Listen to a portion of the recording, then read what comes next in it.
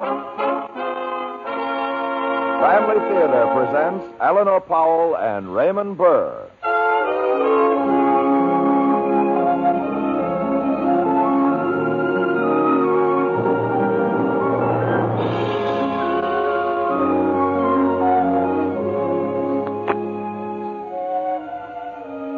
From Hollywood, the Mutual Network, in cooperation with Family Theater, presents Stranger in Town, starring Raymond Burr. And now, here is your hostess, Eleanor Powell.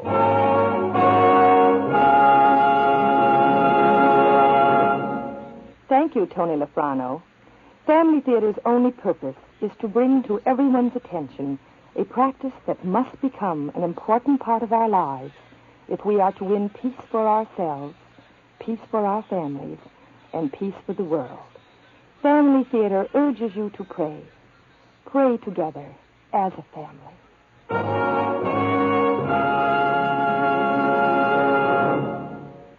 And now to our transcribed drama, Stranger in Town, starring Raymond Burr as Dan and featuring Virginia Gregg as Eve.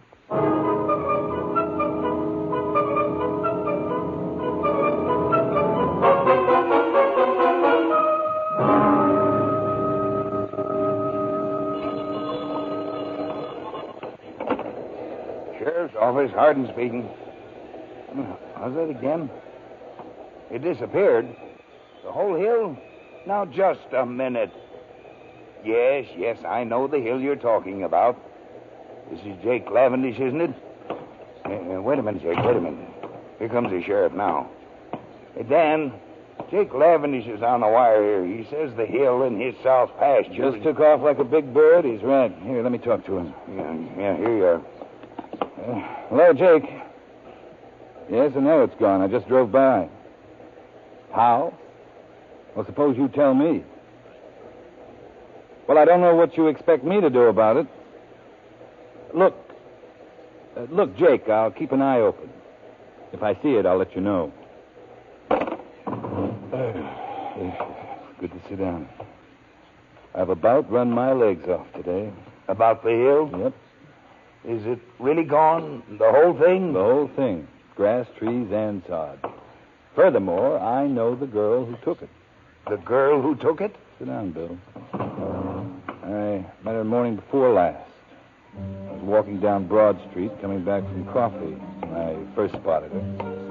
She was a tall girl, about 5'9" or 5'10". Not what you'd call beautiful, but one of the most attractive women I ever saw. She was walking down the other side of the street in the opposite direction, looking around at the shop windows, the buildings, and people on the street. She looked over and spotted me. Then, just like that, she started across the street. Hey, lady, look out! You all right? Stepped right in front of me, Sheriff. Yeah, I know she did, Professor. I was watching. You all right, miss? I think so. A little shaken up. I'm sorry, miss, but it wasn't my fault. You saw that, Dan. It's all right, Professor. No harm done. You go on about your business. You're the sheriff. That's right. And just to prove it, I'm going to write you a ticket. A ticket? Citation for jaywalking. Why? Why? Why, because it's against the law, that's why.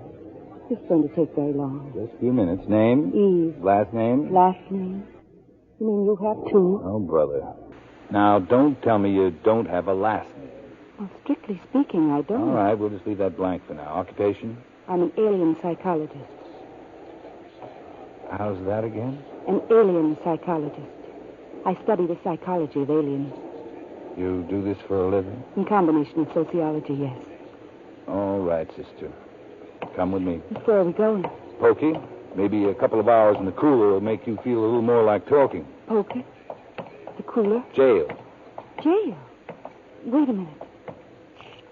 I was talking, wasn't I? Yeah, double talking. Please. I'll explain everything. I don't want you to be angry with me, but it will be a little hard for you to believe. You see, I am what I said I am. My government pays me to find out what makes people behave the way they do. How they think and why. Research? That's it, exactly.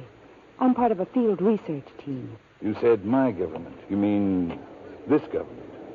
Well, no. Foreign government? Very foreign. And this might be hard for you to believe. Not so far. The government I work for isn't even in this solar system. Now it's getting hard to believe. Look at this dress if you don't believe me. Have you ever seen material like this?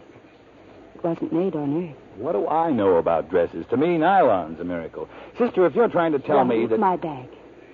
Look here. Hey, how'd you do that? Opened the bag and didn't even touch the zipper. Slide fastener. It's not slide fastener. The edges of the opening are magnetic. That's pretty clever, That's but... nothing. Here, look at this. What's that? Looks like a silver dollar.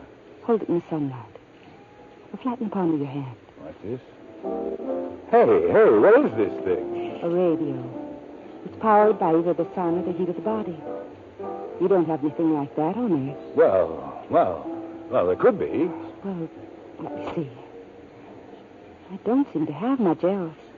Most of the other things they gave me were manufactured in my world, but I'm afraid they were made to correspond to Earth-made items. Look, lady, even if they were stamped made on Mars or Jupiter or wherever you say you're from... How about this? This thing that looks like a fountain pen? It's a weapon. Only for self-protection, naturally. Naturally. I mean, being on an alien planet... Look, don't show it to me. If it's really a weapon, I'll have to take you in. And with your story, you'd probably wind up in Tehachapi. Oh, look, here's your ticket. Fill in the blanks yourself. You're to appear before Judge Demas, 10 in the morning, 7 days from today. 7 days from today. If you're going to appear before Judge Demas, you'll need a week to make up a new story. To come back in a week? Well, all right, but it's going to be terribly inconvenient. That's too bad. Look, just for the record, though, if you're from another planet, how'd you learn our language? Oh, it wasn't hard to learn. I just sat around listening to people. Listening to people? I started last night in a dark place where the people sit around drinking euphoric until their senses leave them. The Gilded Cage, I think it was called. I learned too many of the wrong words there, so I went to a theater, then a restaurant. Yes, you'd better get another story before you talk to Judge Demas. Well, see you in court. Before you go... Yeah? Is there a place in your city where books are available? Books are available? Oh, you mean a library. A block down and a block to the left. Thank you very much. Glad to help out. Anytime you're on Earth, drop around. Sister, you're out of this world, all right.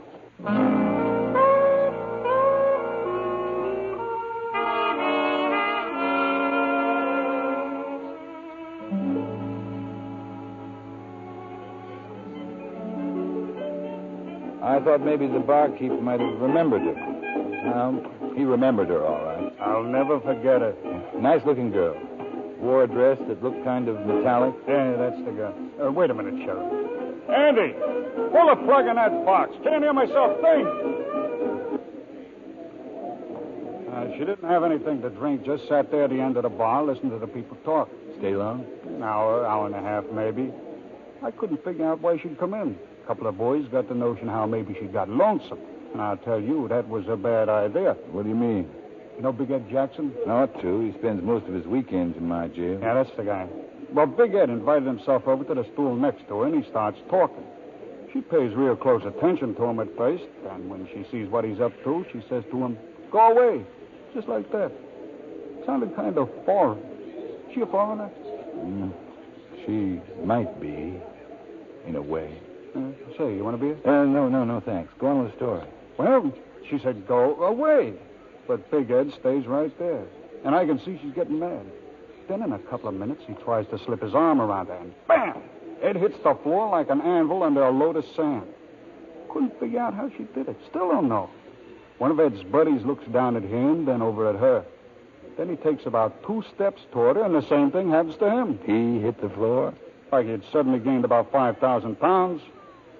This girl you're looking for, she was pointing something at him when it happened. No flash, though. No noise. This thing she was pointing, did it look like a fountain pen? Yeah, that's what I thought it was, now that I think of it. Took us a good 10 minutes to bring Ed and his buddy around. Sheriff, what was that thing, you suppose? I'll let you know when I find out. I sure appreciate it. I could use one of them things around this place.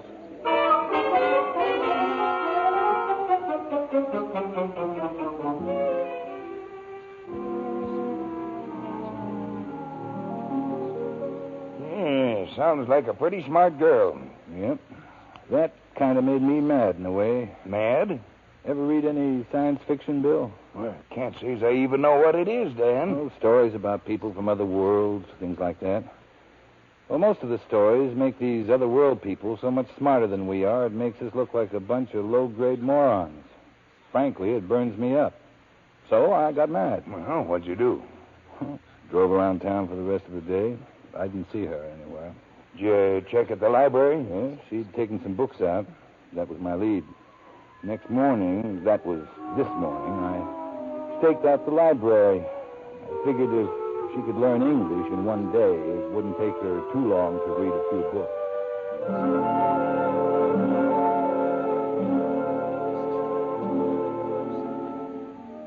She came by at about 11 o'clock. I watched her take the books in, and I got out of the car and walked over and waited by the steps. She came back out in less than 2 minutes. Hello. Hey, that was quite a load of books you had there. Not checking any more out? I won't have time. I have to leave this afternoon. Well, there was something I wanted to ask you. What was it? Yesterday, when you almost killed yourself in front of that car. Oh, yes. Well, I'd forgotten for a moment. You see, walking is the only surface transportation allowed where I come from. Everything else is either below ground or over it. Well, that's not what I meant.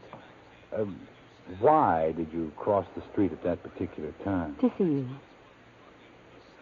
To see me? You wear a uniform. I thought you might be some kind of a public servant. I needed help. It's as simple as that. You still need help? You believe my story? Well, let's say I've done a little investigating. I'm still shy a few answers. Well, I might be able to supply some. I'm meeting someone for lunch. If you want to take me over there. Well, sure. Here's my car. That is, if you don't mind riding on the surface.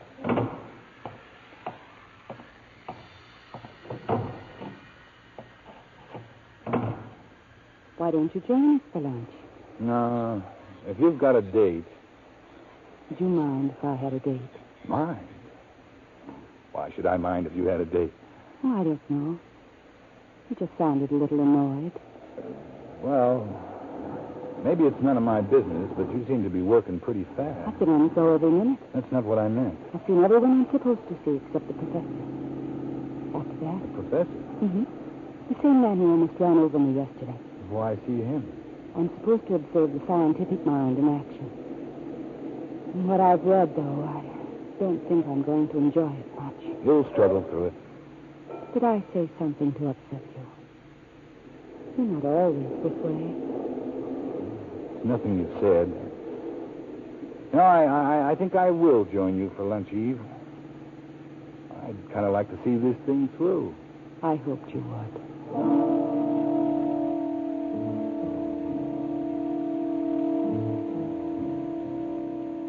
Well, I've had some strange meals in my lifetime and heard some strange table conversations, but I think this one topped them all. Well, the scientific methods of investigation tend to show You're that... going to say the energy is lost, making up for the initial implosion, Professor. Well, scientifically, it is quite possible I that... can't accept that. And For the first hour, they talked about Einstein and the atomic bomb and Mendel's law and Darwin and evolution, and I don't think I understood 15 words of the conversation. For that matter, I don't think the professor understood very much more than I did. But he kept up a good front. He kept humming and hawing about the scientific method and the great quest for truth and dedicated lives. And just before we were ready to leave, well, Eve kicked my foot under the table and then followed it up with one direct question. Professor, would you give me just one more answer? Well, I'll try. Would it be possible for a stellar vessel to travel in excess of the speed of light? Faster than 186,000 miles per second? Absolutely not. In fact, I'd say it wouldn't be possible for a spaceship to travel in excess of 185,700 miles per second without turning into nothing but radiation. Is that what you wanted to know? It will do, Professor. Thank you very much.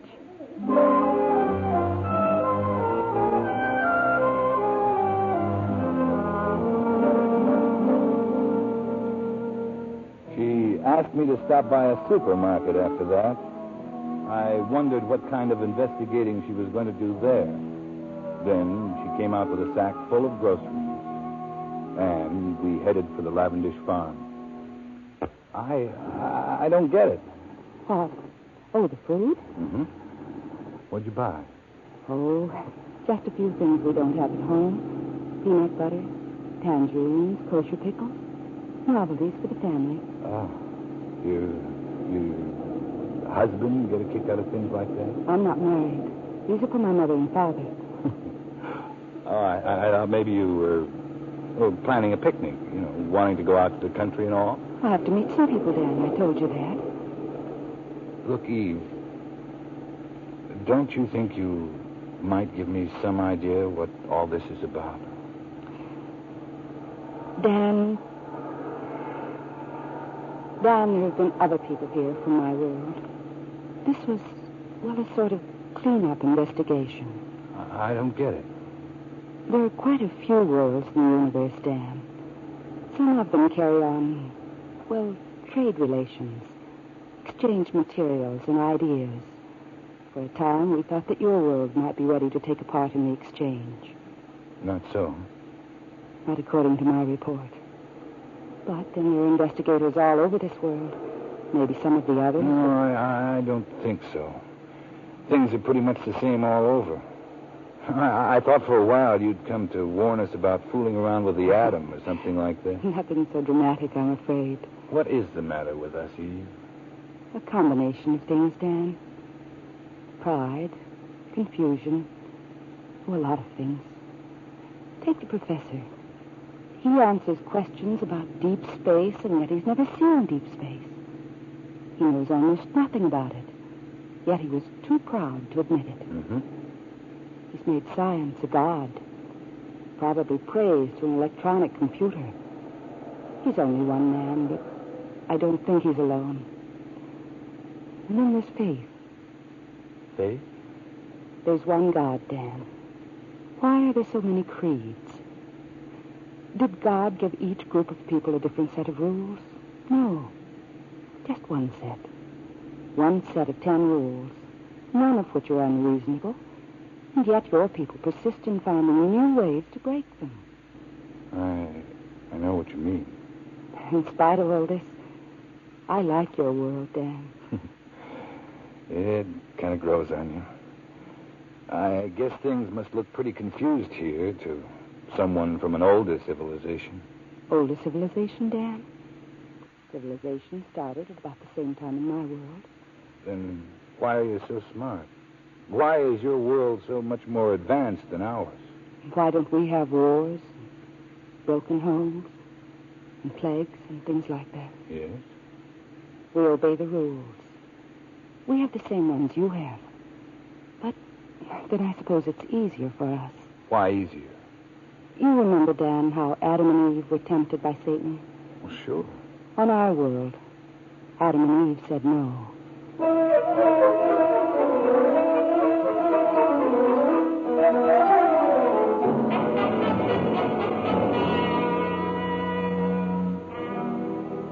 I let her out near the gate of the Lavendish Ranch. Then I watched her from the car as she went into an old mine shaft in the side of the hill. About 10 minutes after that, the hill just disappeared. I don't know how it left, whether there was a ship under it or whether there was some other kind of a gadget. All I know is that it's gone and she's gone. And you don't seem too happy about it. Huh? Seems to me you might be wasting that long face you're wearing, mooning over a gal that's likely 1,000,000 miles away by now. What do you mean, Bill? Well, what I mean is, ain't likely you'll see her again. Oh, I'll see her again. I'll see her 5 days from today. How so? I'll see her in court. You're forgetting. I gave her a ticket for jaywalking.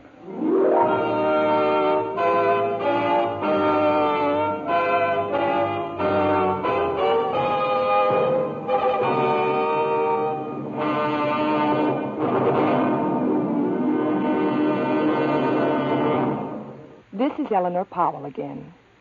Have you ever seen a little child who has strayed from his mother in some large gathering? at, say, a circus, or in the crowded streets of a big city. He is lost, alone, terrified. With all his heart, he wants to be with her, to grasp her hand, sense her protection in her love. But he can't find her. She's gone, and there's nothing he can do in his bewilderment, his loneliness, but cry his heart out. It's a pathetic sight. Well, I think a soul that has lost God must feel very much like that, being out of contact with the one who was love and protection and security. Nowhere to turn, no one to help, nothing to look forward to but despair. But fortunately, there is a way for us to find God again, and it's very much like the method a child uses to find a parent from whom he has been separated. It's the simple act of calling for him in prayer. Prayer is just talking to God, telling him we need him, telling him we're sorry for ever having left him. You've heard it said on this program that more things are wrought by prayer than this world dreams of. Well, it's true. For the saint, and for the sinner, and for the millions of us who are in between, daily prayer can work a miracle. The miracle of bringing us closer to the God who made us, keeping us secure in the warmth of his love, his protection. And just an added thought. I don't think there's anything more pleasing in the sight of God than a happy family. Mother, father, sisters and brothers, working together, and, of course, playing together in close harmony. Now imagine how much more pleasing that family is to God that joins together each evening in daily family prayer. And believe me, I know it's true. The family that prays together stays together. More things are wrought by prayer than this world dreams of.